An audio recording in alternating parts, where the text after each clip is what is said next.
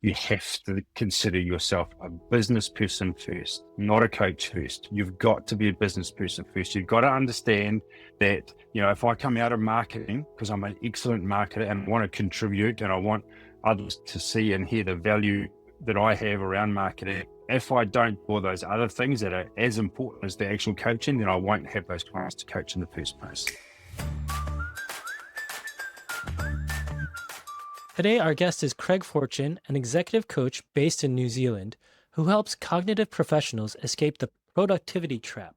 His company, ProMind Solutions, teaches people how to build work habits that actually stick without adding more to your plate. Craig, thank you for joining today. I'm excited. We've already been chatting, and I wish I started recording earlier because that was a good, 10 minutes of good conversation. Would you mind introducing yourself to our audience about who you are and where you're at right now? Yeah, sure. Firstly, thanks very much for having me on. I'm extremely excited to be here chatting with you, and hopefully one or two people listen in. I'm sure they do. Like you said, this is our third conversation, actually, isn't it? And every Yeah. conversation, for me anyway, has been just so useful. I've really enjoyed our conversation. So I'm looking forward to this one as well. Thank you. In terms of my, oh, you're welcome. In terms of where I'm at, I've been coaching for just a little over a year. So still very new at it. Prior to that, I've had a long experience as an educator here in New Zealand. So I taught secondary school for a long time. And then I owned my own business for a number of years, about 12 years as well. So journeyed into coaching. So still fairly new at it, still learning lots. I probably come from a different perspective having those two roles historically. And I think your perspective as an entrepreneur coming into coaching has an impact on the way you approach your coaching business too, right? Because you've successfully built a business running that for 12 years, which is no small feat, right? I don't know about in New Zealand, but in the US, I think it's like 80% of small businesses that start in the first 2 years end up failing. So Yeah, for you slightly to have, higher in New Zealand. So it's very, very similar, but just slightly higher, about 84, Mhm. 85%, I think, here in New Zealand. Okay. Yeah. So then being able to do that for 12 years, I think that's impressive. Like not everybody can do that. So congratulations for doing that. Thank you. And so I think that brings into a perspective when you're building your coaching business, because you've already got that experience of building a successful business. Before we go too far deep into the business of coaching, I'd love to know, so you said you were an educator, you started a business. So this is now basically your third career, correct? It worked pretty well. Before I was a teacher, I was a butcher. So I've got a butcher's qualification too. So technically you could say it's my fourth career, but Yeah. Okay. So how did you come to coaching though? How did you find out about coaching and why did you want to even become a Well, coach? that's a really good question, and I love having this conversation about the why, because for me, the why and purpose are hugely valuable in everything that we do, right? So, like you said, and the congratulations for running a business for 12 years was possibly premature because we actually put our business into voluntary liquidation after 12 years. So we went through COVID. Our business was looking after 5 to 13-year-old children, so out of school programs, so before school and after school holidays. COVID really Mhm. hurt us. As you can imagine, work, certainly here in New Zealand, work behaviours changed. A lot of that work from home and those kind of things. So really killed us. So March last year, we put our business into liquidation. So there's a I failure see. there, right? It's a failure, Mm. however you want to put it. During our business journey, I had the odd coach here and there. We've got the organisations here in New Zealand that provide free mentors and free coaches for a limited period of time and whatnot. So I'd always taken advantage of this. So I'd always known about business coaches. And this is a very long-winded answer to your question, but this is important to provide context to that question. So going through our business journey through that 12 years, I also was severely burnt out and about 6 or 7 years into that journey. And as a result, I was actually diagnosed with depression. Then Oh, moving forward, then we had this period where our business wasn't great and we ended up going to liquidation. And if I go back to that period of burnout and depression, it was really important for me to understand why I got there, because mhm. we were making good money. Our business was successful. This is pre-COVID, making good money, successful business, holidays overseas, all the trappings of success, right? But here I Right. was getting this diagnosis with depression. So I wanted to understand how that can happen. So I did a lot of research, a lot of Mm. reflection and self review.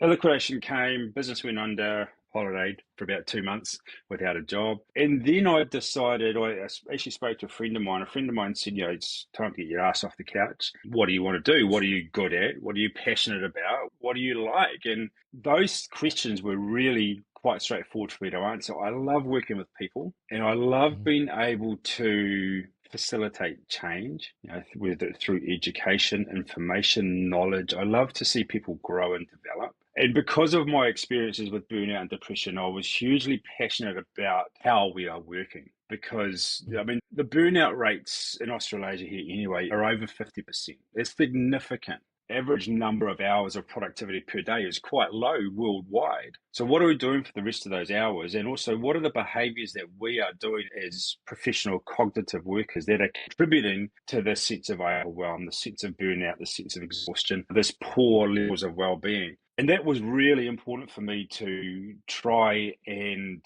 I guess, facilitate some change in other people so they didn't go down the same road that I went down. So, Yeah. that's how I got into coaching. Long story. Yeah. No, I think I mean, it's very important, right? Because, well, one, that's really surprising that the number is so high. The burnout number in New Zealand is so high. That's actually kind of scary because that means like every other Very. person you see. Yeah. And this is recent data, recent research from they're an EAP, employment assistance program provider called Sonda, which is based in Australia, but it has a presence here in New Zealand as well. Mhm. So this Australasian data, 51% of people in the last 12 months and the 12 months prior to this body of research, which only came out about 12 months ago, 51% of people said in the previous 12 months they had identified as being burnt out. That's huge. It's scarily Yeah. huge, but it's also really avoidable if we know a few skills and tricks, right?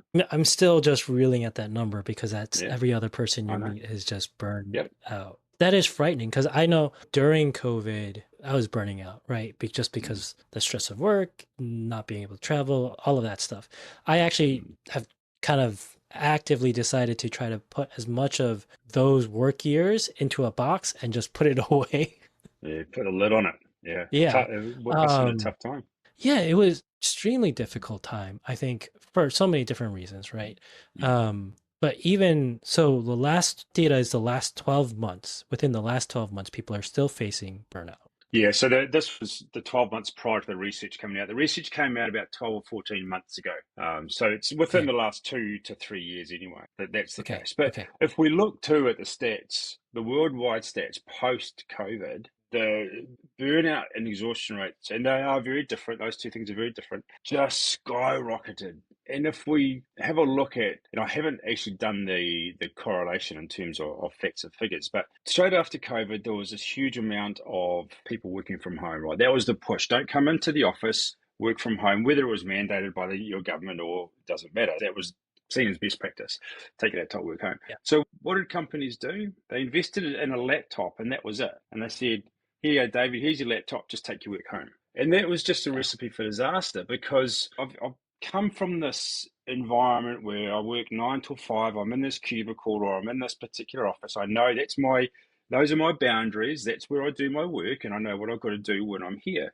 All of a sudden, I've been given this laptop and all this freedom, and either work is just continuous or there's so many distractions and reasons for procrastination that I'm not getting anything done. Then I'm getting my boss in my case. There was no education, no information, no training, just here's your laptop, David, go and do it. So no wonder those number of burnout cases just Yeah. significantly rose, right? Yeah. I mean, that makes a ton of sense, right? So previous to the internet and smartphones, you went to work ended, it was in a box, and then you were free. Yeah. Then with the internet and your smartphone, now somebody can ping you at any time of day. And so you're always like somewhere thinking about work. And then going and doing that, taking your laptop, working remotely, now you're almost expected to be on call all the Mm, time, which is yeah. not healthy. Like that's not the way you should be working. Ideally, you should have your work hours within that time frame. That's when you do your work, whatever way you want Mm, to do it. But it's best to set yeah. aside specific hours for that. It's a little bit different when you're an entrepreneur and running your own business, but for the 9 to 5 general worker, I think you got to set those boundaries. But those boundaries can be different too, right? And that's important to Yeah. recognize too.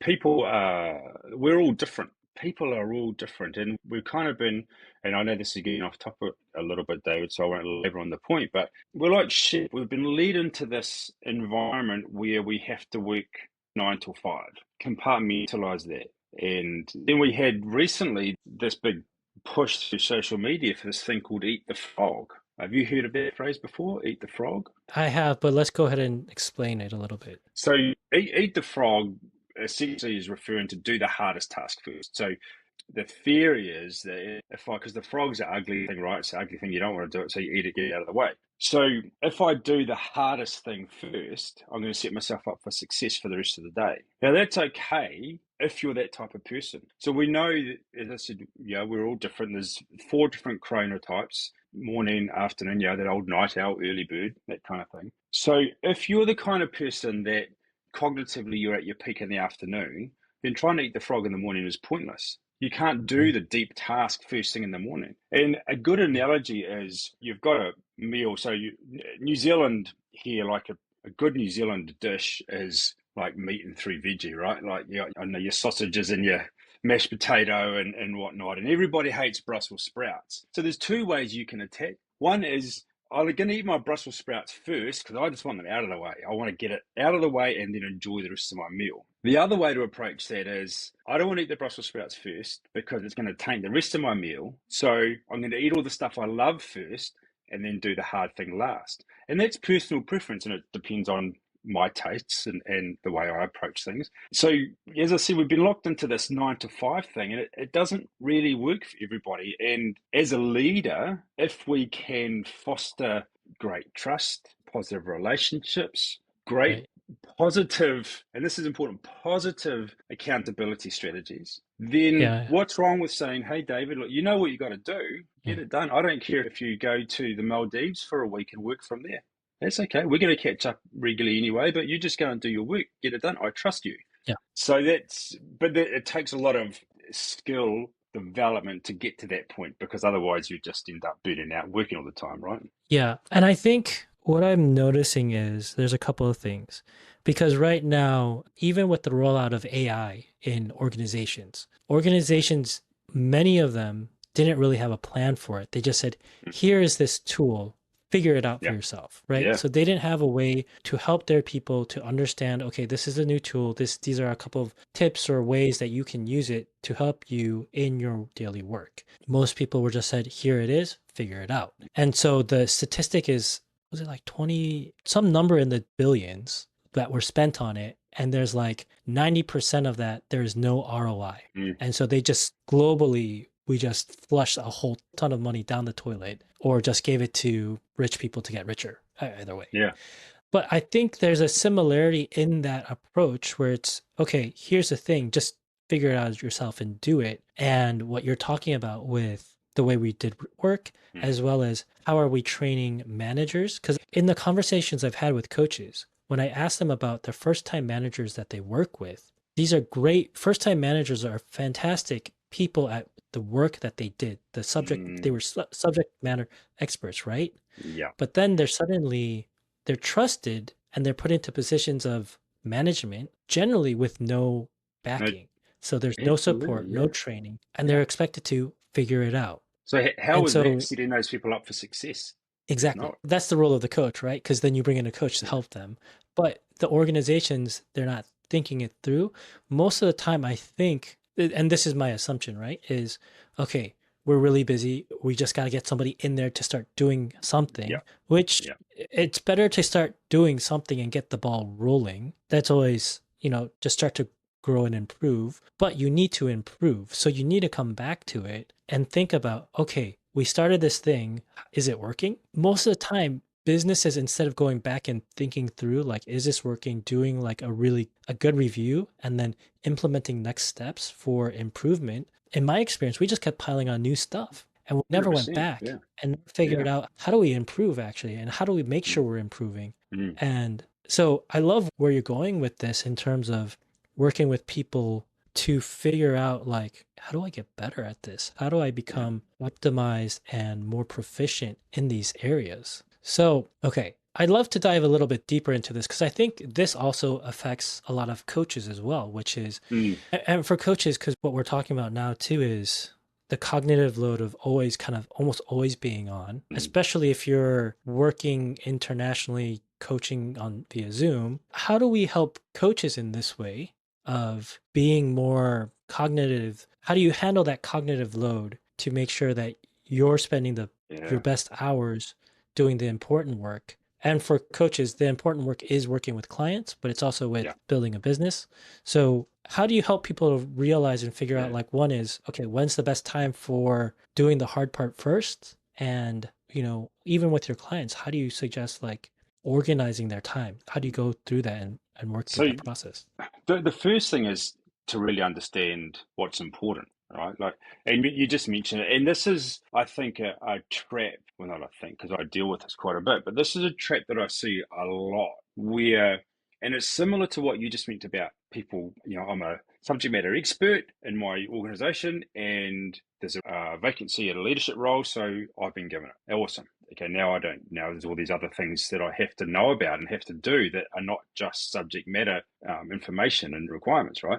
And a lot of the coaches I see are like that. They're great marketers. They're great at whatever it is they do, and they go, okay, I want to coach people with this stuff because I love what I do, and I want other people to love it as much as I do. And that's a great reason to get into coaching, right? The problem is that if you want to be a good coach and you're going to work for yourself. If you join a large organization, that's probably a little bit different, and there are all coaching organizations around, right? But if I want to be a solo pro coach, you have to be a business person first. You have to create a business first. Because if you don't have a business, you won't have anybody to coach. And part of having a business is doing your accounts, the financial side of it. And yes, you may get an accountant, but if you're starting up, you might not be able to afford an accountant. There's marketing, there's advertising, there's filling your funnel, there's getting clients, there's all of these other things that are arguably equally as important as the actual coaching. Because if I don't do any of those things, I won't have someone in front of me to coach anyway. So Exactly. once we understand that there's more to it than just these conversations or these corporate training gigs, then we can start to work out what those things are and what priorities they are within my organization. So that's the first step, right? And then there's a lot of, like you mentioned about when I work best, and that takes just a lot of reflection. There are some really cool tools on the internet that people can search and will give you an idea of your best time of day. And if you search chronotyping, that's a wonderful way to figure out when you're at your cognitive peak, remembering that it's an average, and there might be some crossover, and we do change as well. So understanding what is required and then creating a strategy for clearly prioritizing those things on a regular basis. So, and then we want to move those things into a structured and planned week or fortnight or month. So we're giving every little part of that business that we've created for ourselves, we're giving it the attention that it actually needs. Good. We can go into more Um, detail on that if you want, but we could be here for hours.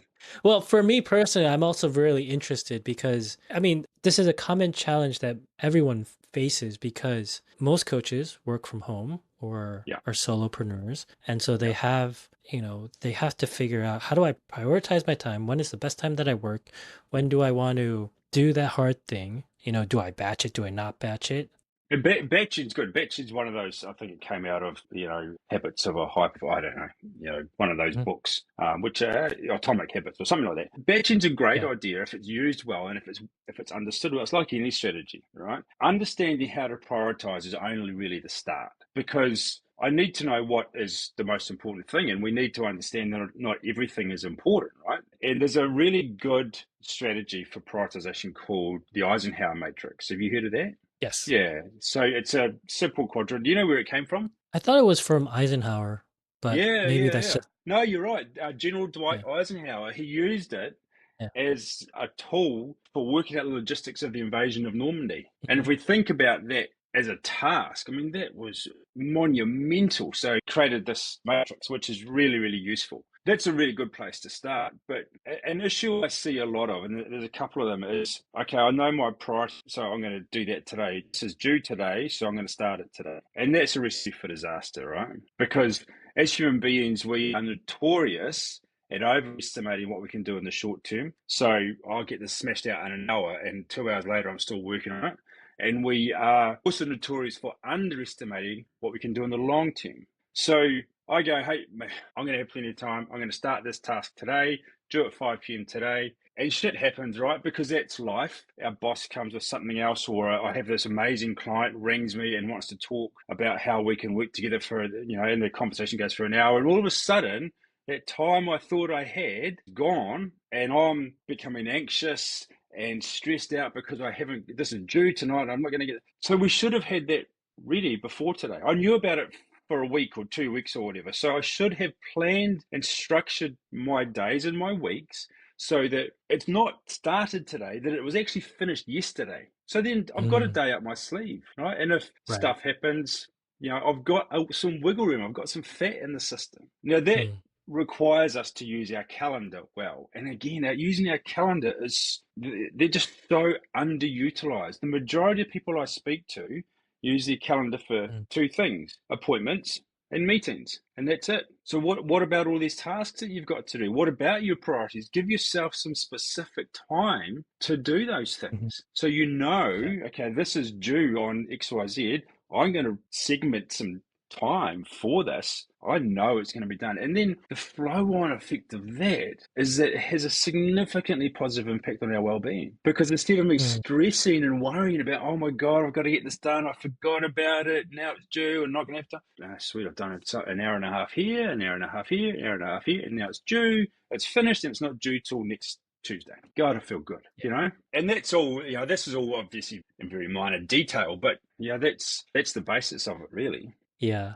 I have to have you work with my son. It's always the last minute, the night right Ah, before, it's almost yeah, bedtime, and then it's like, yeah. yeah, yeah, Anyways, I digress. I think for coaches too, the challenge, and for any entrepreneur, right, is you set your own time and your own time yeah, scale.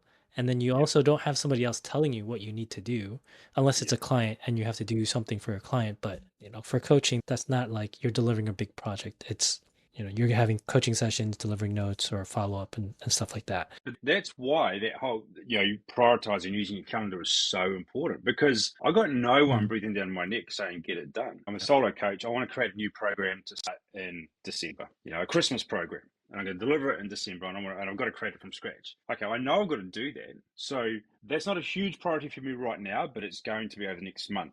I'm going to give myself enough to do it. So I'm going to, in my calendar, I'm going to give myself some segments to do that. So I'm making myself accountable because I'm accountable to my calendar. Another really, really good strategy that I really encourage is the use of accountability partners for people like you and I, right? Or Yeah. you'll have heard of accountability partners before. Great talk, because no one, I say, hey, look, David, I've got this thing I've got to do by next Friday. If I don't do it, I'm going to shout you lunch. Yeah, I don't want to pay for your lunch, man. I'm going to get it done. Do you know what I mean? And it's so powerful because it's come out into the public eye. And we think about, Yeah. though, 1st of January rolls around.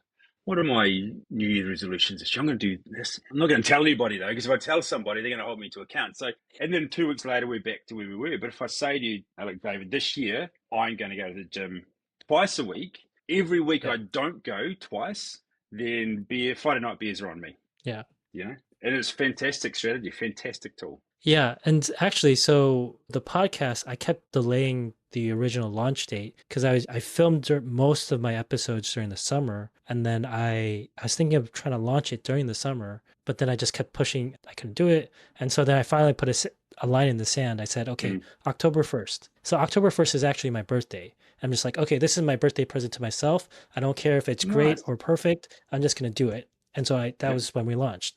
So next year, for my next birthday, I've decided I'm going to write a book, and Cool. I've got an idea in my mind, but then I've Yeah. just like, okay, so I'm going to do a book next year. And Yeah. I've kind of already got like the following book after that. So now every birthday, my present to myself is putting something new out into the world. Magic. So when you say, so on your next birthday, 1st of October next year, you're going to start the book? Is that the intention? No, my Oh, intention is to have a book published in some form or manner. okay. So it might just be an ebook. Yeah. Ideally, it would be at least like an Amazon Kindle book. Yeah. That So would let, that's let's my minimum goal. Yeah. let's have a chat about that because this is really cool, right? And this is what often happens with us. We have these goals, and they're realistic goals and they're achievable goals, but the time frame is quite long, right? And as I Yeah. said, we always underestimate what we can do in the long term, right? So I've got plenty of time. It's fine. It's only it's a month after my birthday. I got 11 months to do it, and then Exactly. don't worry about it. I still got 10 months to go. I still got 10 months. It's easy. Oh, I've got 9 months. 9 months is a long time, And we count down, then we get to a month and go, shit, I better get writing that book, So how are you, and in fact, product placement, I've actually got a workshop coming up called Eating Elephants. How do you approach that big task? It's a year long. Yeah. So Yeah. we need to approach that one bite at a time. So this month, in the month of October, from 1st October into October, I'm going to write 20 pages. I mean, I don't know what your goal is, right? And then in November, I'm going to write 40 pages. And then in December, I'm only going to write 20 pages again because it's Christmas on, whatever it might be. But breaking that big 12-month long period down into these little achievable bites. And all of a sudden, it's not Yeah. so significant a goal, right? So what are you Yeah, so doing? actually, so all of October has just been figuring out and doing the podcast, and then Yeah. just giving myself this month to figure out the process. Because putting out a podcast it's a lot of work. You need to figure Mm, out what's the workflow. Like I had an idea of the process. But I needed to actually live it out, work it out, and then figure out, okay, this is actually how it works. This is how it's going to work and mm, moving forward, and this is how I improve. So now that it's October 31st, I've kind of figured that out. So starting in November, first week of November is okay, I need to sit down and try to sketch out what's my project plan. And my outline for my project is really, I need to do a lot of interviews. So I'm actually going to be looking to do interviews for source material. And then I'm also thinking, okay, if I'm going to write a book, is it going to be like a 50 page kind of guide and handbook, or is this like a 100-page something? I can't do more than 100 pages, and I'm really cognizant of that. So yeah. it's probably going to be something like 10 chapters or less and maximum 100 pages. So let me ask you a question, David. When are you going to do all this? So you said from 1st of November, this is what I'm going to do. When are That's, you doing it? Have yeah. you got some time set aside for that? Or is it just, I'll do it today. I'll do it tomorrow.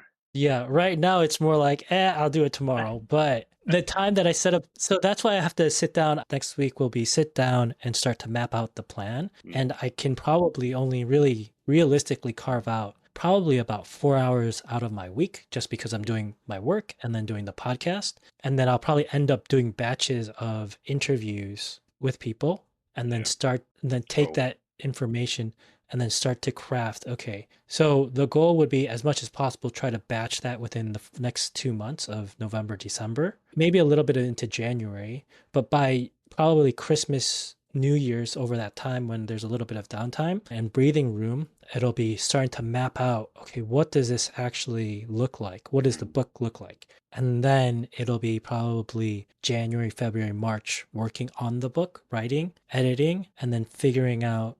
So all of the creative and actually publishing the book is actually the easier part.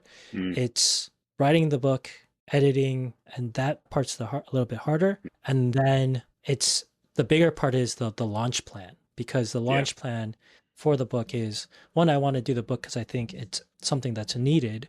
But two, most books, when they're published, so the goal of the book is, one, provide value. But two, especially for people who are in coaching or entrepreneurs, it's to create visibility for yourself, because not everybody creates a book. So it becomes a Mm, badge. It becomes a, yeah. credibility builder, right? Yeah. And then three, so the third thing is that it is, people will buy the book. How do you get those people into your database? How do you Mm, learn more about those people? mm, Because they may not become customers, but they are interested. And eventually, if you stay top of mind with them long enough, they would be interested or suggest you as someone who can provide a service for yeah. whatever it is that you do. So those are the three things, right? Deliver value to the world, add to your credibility and authority, and then potentially find new, grow your audience and create more Mm. visibility for yourself. But I love, and it kind of ties into the conversation we were having before we hit record, but I love the fact that your first thing is to create value for the world. It's not about increasing your database. That's not second or third. It's not about making money because it's probably not going to be a real money generator. But your number one thing is creating value, right? And that I think that's a wonderful goal to have as your first goal. And it kind of comes back to that conversation we were having around how we represent ourselves on LinkedIn or on social media these days, right? And it's about providing value as a human being, and you're a far better place to talk about that than I am, because I'm only really repeating what you said earlier. But that's kind of what, and correct me if I'm wrong, that's kind of what you are getting at, right? Is who are you? What value do you bring, and how does your business tie into that value, or how do you bring that the value of your business along with who you are? You didn't become a coach to be a marketer. But if you want to build a sustainable business, you need a system that works for you while you're coaching. Coach Ops is designed to help you go from unpredictable referrals to a reliable marketing system without it feeling pushy or salesy. If you're ready to build something systematic, visit kyber5.com/Coach Ops. Yeah, I mean, and that's so the cognitive dissonance, or not the cognitive dissonance, the difficulty I have with the book is that it doesn't necessarily, ideally, the book would be on a subject that my business is around. And so then it clearly connects to the services. That is generally the way you want to go. The book is actually not about, it's actually around more around like just talking with coaches about leadership. And especially, I mentioned earlier, right? First time leaders, because I think it just there needs to be an update on what it is to be a first time leader in a post COVID world where AI is part of everything and you have this next generation of people becoming adults who perceive and interact with the world in a totally different way. So how do you become a leader in this stage, right? I was going to say that with that whole leadership, these young people coming up as leaders, and I mean, I guess it's the case for everybody, is not, we all think that we're the only ones, and whatever. I'm the only one having a bad day. I'm the only one that feels that self doubt. I'm the only one that feels like an imposter. I'm the only one that is really struggling with this transition from being a doer to now a leader. I'm the only one struggling with that. So do you think there's an element, and would that come through in your book, that you're not the only one? You're not unique. This is one of those times where you don't want to be unique.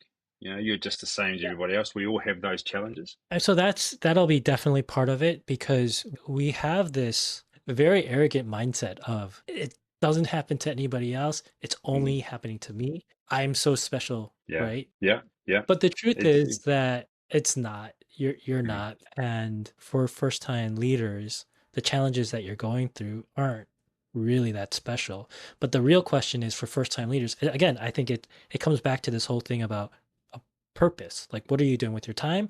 What are you doing with AI? What are you doing? What is your goal with that? mm, And so the rat race, the race of I to be successful, this is what success means. You need mm, to start at the bottom and work your way up through the organization, become a middle manager, senior VP, CEO. mm. And that's the story some people have. But is that the what life you really want? Is that do you want to be a manager of and a leader of people, or do you just want to be this subject matter expert that's just building and developing amazing products, right? Some people don't. They don't Yeah, want to be people managers. They want to build they want to be products. doers. And that's fantastic. But you need to know that and Yeah, just say, absolutely. thanks, But but no that's thanks. okay. Yeah, Yeah. And if you want to be the manager, right? How do you become a manager? How do you become a yeah. first rate manager? And so, that's where it comes in the communication, collaboration, understanding goals and purposes. I mean, and at least for me, like having these conversations with coaches, I can do a lot more research and bring in like what are the ways and topics and specific ways to approach and move forward in that. But yes, we've really got Dude, off the rails. we have, haven't we? Yeah, sorry about that.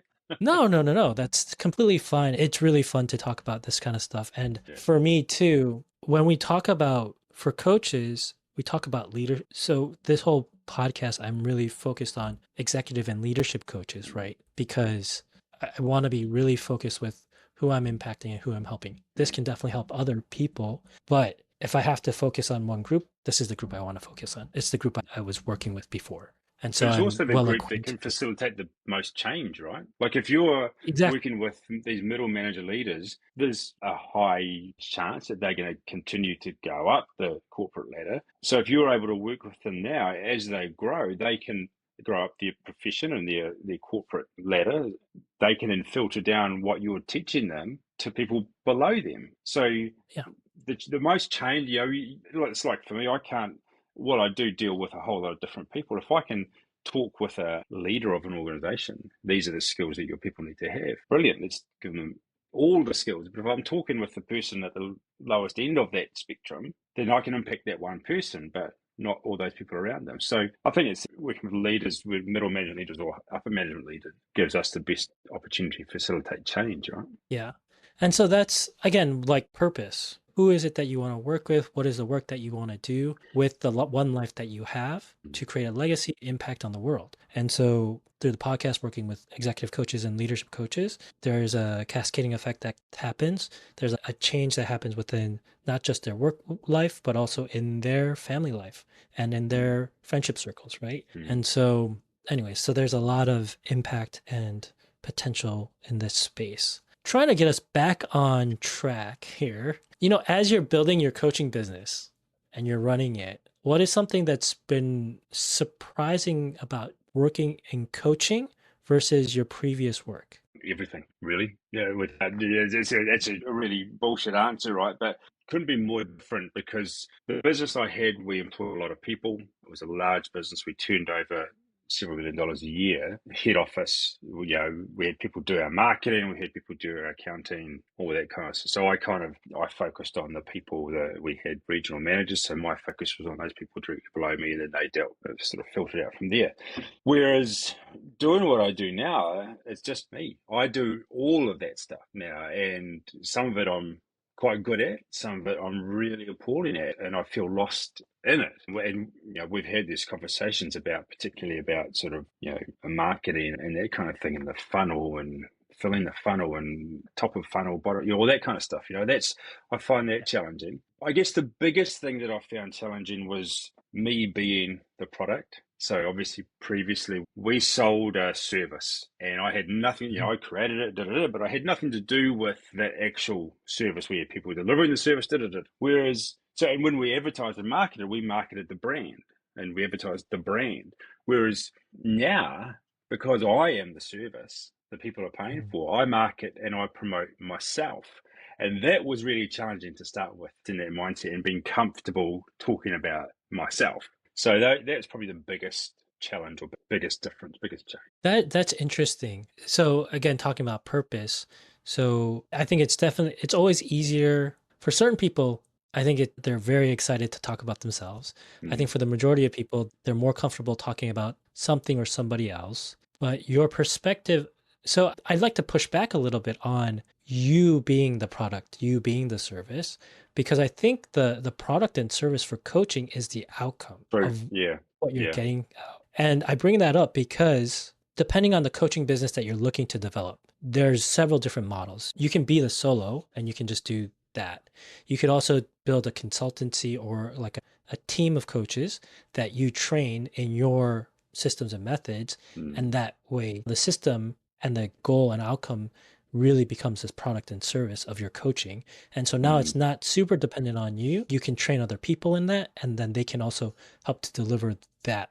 That is, I find that many coaches have a harder time with that because they want to make sure that the people who are being coached by them or their organization get the same level of service, right? Yeah. And it's really hard to guarantee that. But again, as we talk about value and creating kind of legacy, if you can train people to that level where they can be almost or just as good as you, doesn't that create greater impact, right? And we were just mentioning, we all think we're super special, and maybe you are, or maybe we all are special, but maybe there are other people that you could eventually find who can do that coaching just as well Mm. as you, who are aligned with your goals and values that can also help you to grow that, right?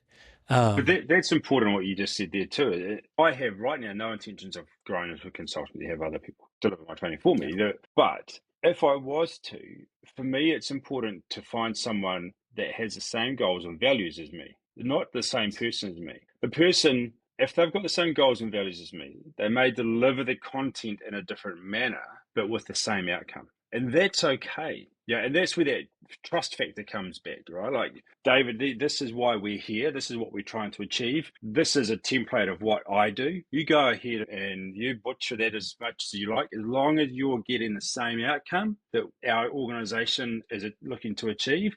How you get that outcome, I brought you on because I trust you to deliver. And I think yeah. that's something that's lacking, which is then we get into that micromanaging, right? No, you've said the Hmm. wrong words, David.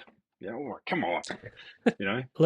I'd love to go into this a little bit more, right? Because you're running your business as a solo. In your like next 5 years as you're coaching, is that your goal? Is that where you're looking to do? Is you just want to kind of build a solo practice? Or do you think you want to do something a little bit different? Yeah, you're not the first person to ask me that, to be fair. And the reality is, I don't have an answer for that question because, like, if I was to say right here, right now, no, I'm not hiring anybody again. I'm not going to go down that road. I've done it once. We had like 140 people working for us. I'm done employing and hiring people. I don't want to deal with any of that nonsense anymore. But 5 years later, I might 5 years down the track. So right now, no, I just want to build up my coaching business. I love what I do. I love the interaction I have. Yeah. If I can fill my calendar with amazing clients and make a good enough income, I'm happy with that. But Mm, as you will know too, most entrepreneurs, they're always chasing something, right? You have to. You've always got to be chasing something. Always got to be looking to be a little bit better. Otherwise, you become mm, stagnant, and that's the first indication of starting to fall off the other end. yeah. It might be that I get to a point where I go, okay, maybe just one person. Yeah. Maybe I'll get one person to come in and sort of do some coaching. I really don't know right now, but as I said, here, Yeah. right here, right now, I don't want to be anything more than just me as a solo pro. Yeah. And that's fine, right? Mm, That's as long as you know and you recognize that about yourself mm, and your situation you're in, that's perfectly fine. And yeah, as you said, in a couple of years you might decide to change. mm, And that's yeah. also fine. No one's writing this in stone and saying this is you forever. So No, it's surprising when I ask the question because sometimes coaches, all they think about is, I just want to coach. And they don't think mm, about what is the kind of life that they're living or what is mm, the kind of life and business that they want to build. And I guess mm, this comes to the mindset of, are you just a coach or are you building a coaching business? Are you accepting the fact that you're becoming an entrepreneur by walking into this role? Because if you don't want to be walking into that role, you might want to reconsider or how you're 100%. coaching, right? And that comes back to what I was saying earlier. The very first thing you have to understand if you are going out as a solo pro or you're starting your journey on as coaching business, you have to understand that you are a business person first. You're an entrepreneur first. Because if you go into it thinking, I know some shit, I'm just going to coach it, I'm just going to tell people about what I know, you will just through our natural selection of things through our brain, we will just put all those other bits and pieces that are necessary as a business owner, we'll put them to the side and they won't have as much value or level of importance as the coaching does. As I said, we don't do our accounts, we don't do our marketing, we don't do our office admin, we don't do all these other things. We have no one to coach anyway. So you're right. You can't just kind of go into it and think, I'm just a coach. I just want to be a coach unless I go and work for somebody else as a coach. Then I can be just a coach because that's all I want to do. But if you want to be a solo pro, if you want to be an entrepreneur, you have to be a business person first and a coach second.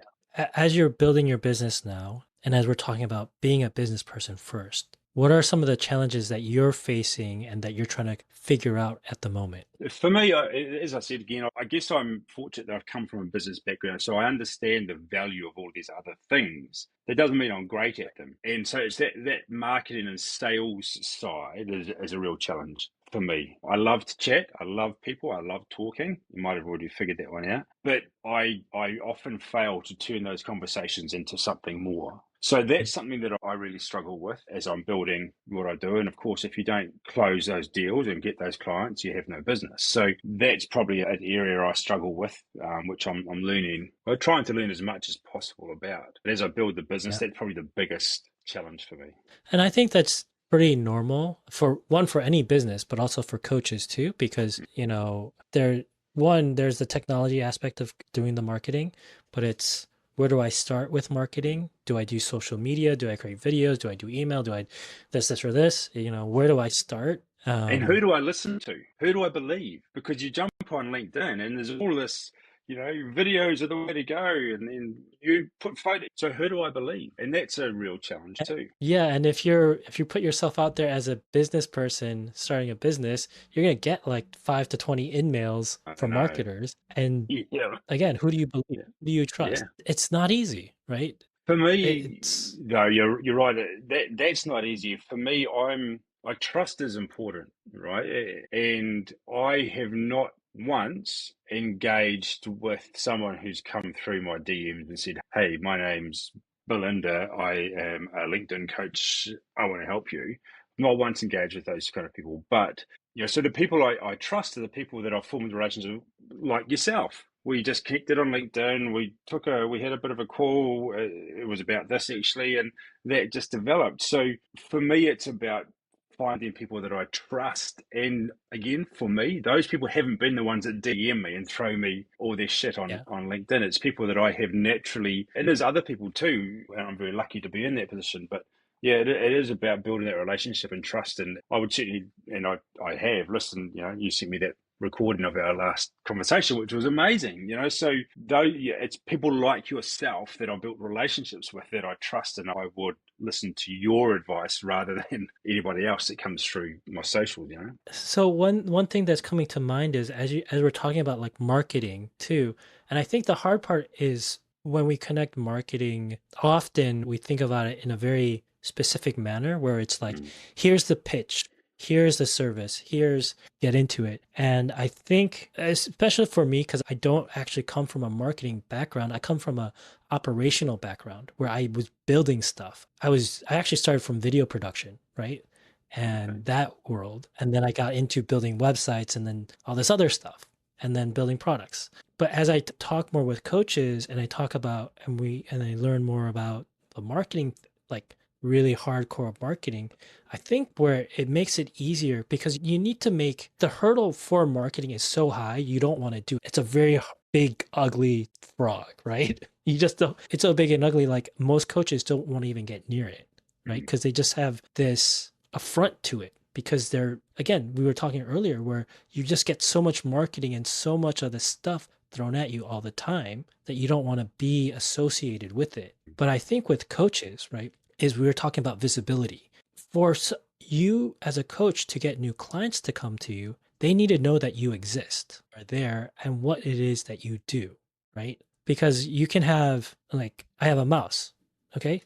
You know what the function is, and you'll see ads or you'll see it on in a TV show, you'll see people using it, so you understand the function of it and that it's there and that this is better than that one. How do you, as a coach, create visibility for yourself? You don't need to go out there and just be like, hey, you need to buy this thing. You don't need to necessarily just market per se, but you can go out there and you can create visibility by, you know, going out and having a coffee with somebody. You connect with your network and you have mm, coffee one to one and you just connect mm, with them.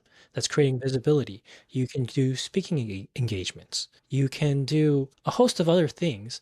And I think it's when I think about it, what makes it easier is instead of thinking of it traditionally like it's creating visibility and just mm. connecting with real people, that makes that ugly, big, ugly frog a little bit smaller and easier to manage Well, and eat. I love that. Just what you said there.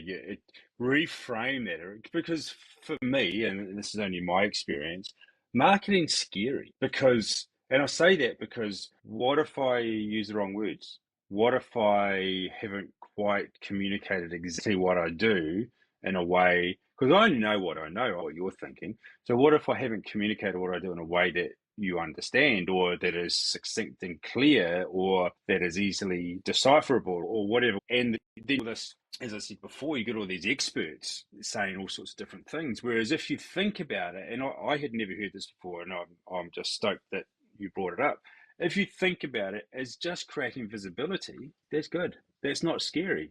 People just want to see who I am and what I do, and I'll communicate that, and that's what I can do, right? Yeah, even as I'm Yeah. sitting here now, that's kind of reframing already in my little brain here how I think about how I market myself and what I do.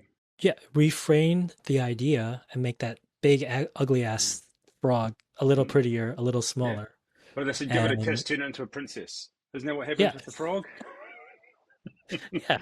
Or a I think prince? the princess, yeah, yeah, that's the story. The princess kisses the ugly frog to turn into a prince. But Yeah. anyways, but yeah, it's this cognitive idea of just like, we get so ingrained in what this looks like. Mm. And we just need to look at it from a different perspective and a different angle. And then it becomes easier. And then you just keep doing it and doing it and you build up that muscle and then it gets, eventually gets easier.